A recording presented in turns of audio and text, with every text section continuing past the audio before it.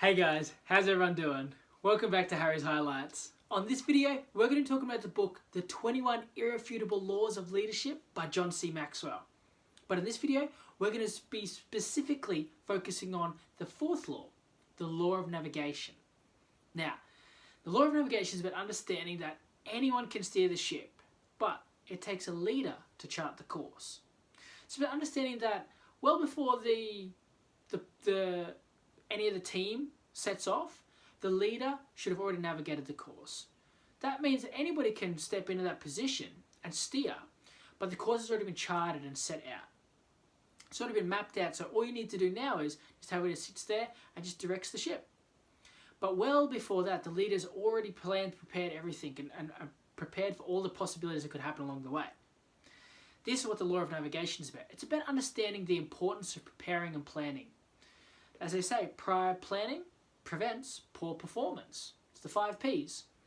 And the law of navigation is really about understanding the importance of that. See, there's a famous saying there that says, controlling your direction is better than being controlled by it.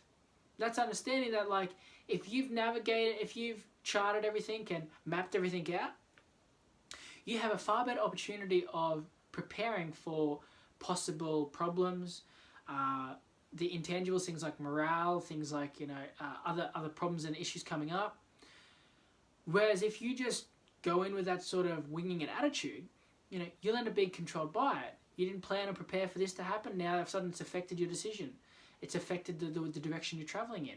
Rather than if you have the opportunity to plan and prepare before, you can sort of forward project that this might happen, and if it does, you could just go this way instead of being completely thrown off course because you had nothing in preparation for this. Understanding the law of navigation is all about understanding that the leader needs to have vision. They need to see the whole trip ahead well before you even leave.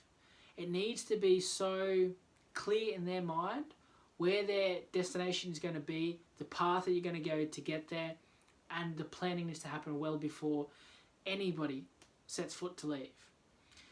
The leader needs to recognize obstacles long before they appear.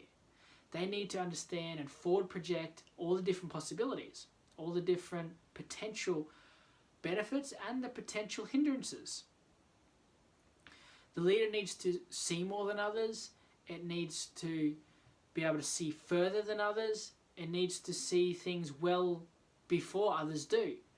That's part of being that leader. Part of it is looking at the whole picture and understanding it before you've even begun communicating it to the rest of the team.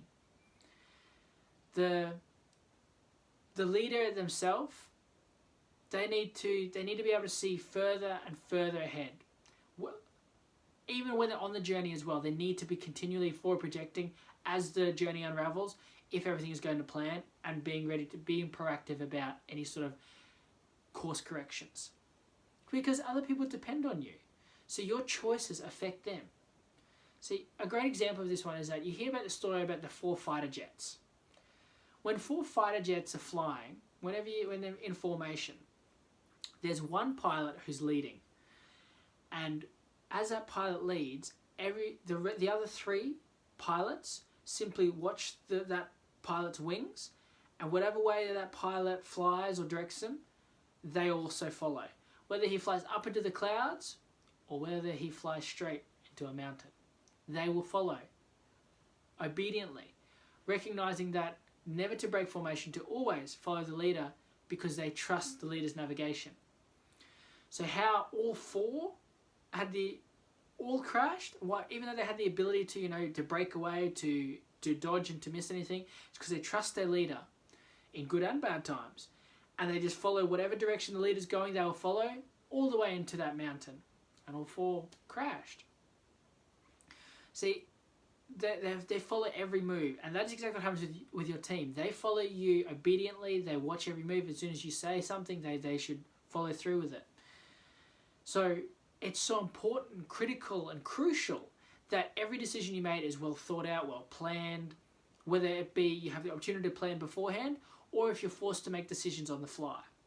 No matter what, you need to make sure that you're considering the consequences and the fallout of those decisions and how they affect other people, not just yourself.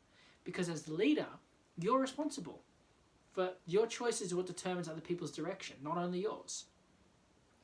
So when you think about it, you can always draw on past experiences. You can work out like the past successes and failures are very, very valuable information. They provide some, very, very valuable information, because the success that you've had previously teaches you what you're capable of, and the failure reveals all of the flaws, the errors, and any wrong methods that might have happened.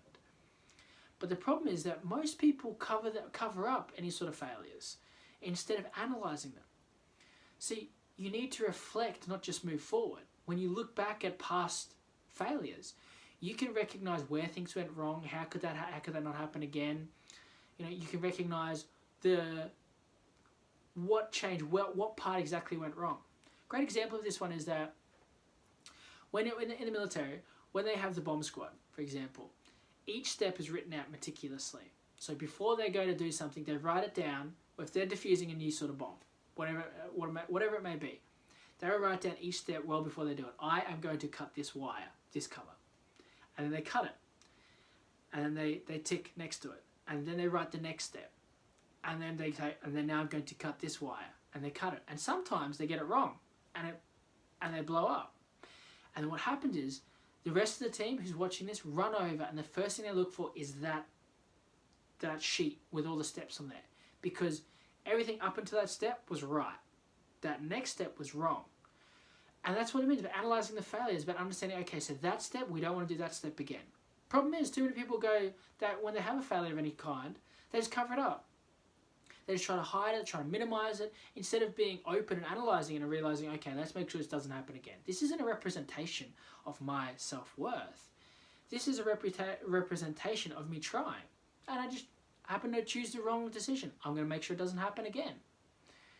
See, when you look at it and understand it all, you need to understand that you have to draw from experience from the past and examining the future. So when you draw from experience, you're looking at yourself inwards. When you're examining conditions and examining the future and examining things moving forward, that's outwards. And so the combination of both is what makes an effective leader and what helps explain the law of navigation. See, when you examine or draw from experience, you recognise that the past won't always tell you all the information you need to know for the present.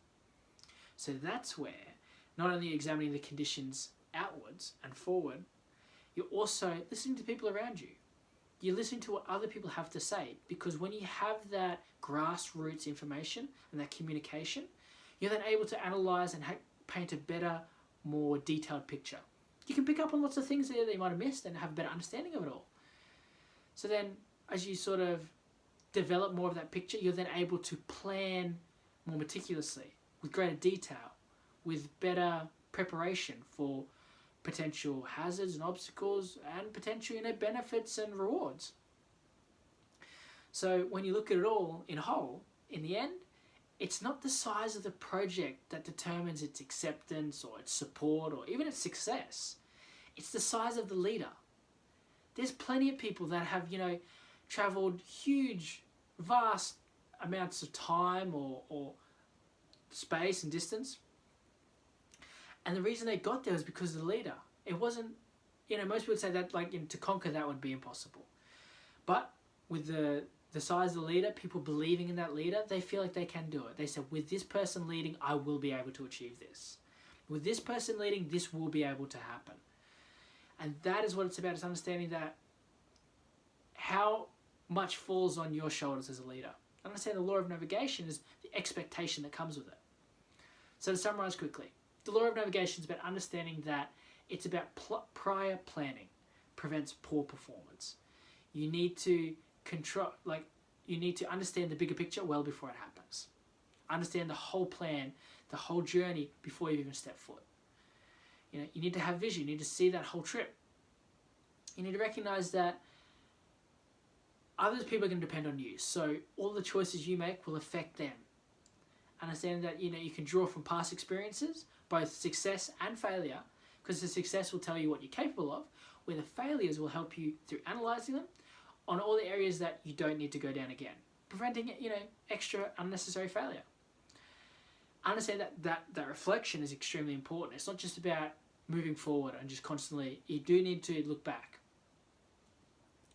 And then understanding that, people will follow the leader. People will take on things they normally wouldn't do because of their belief in the leader. And part of that belief comes from the expectation of the leader to chart a course, to plan, to prepare, to have everything mapped out and navigated well before the journey's even begun. That should have put it all together to give you a better understanding of the law of navigation. Following that one, you can help to understand that anyone can steer the ship, but it takes a leader to chart the course. Now we're making a lot more of these videos for this training series to help you with your personal development goals. That's all for now though. So until next time, leave a comment below on what you like the most and look forward to sharing more with you in the next episode of Harry's Highlights.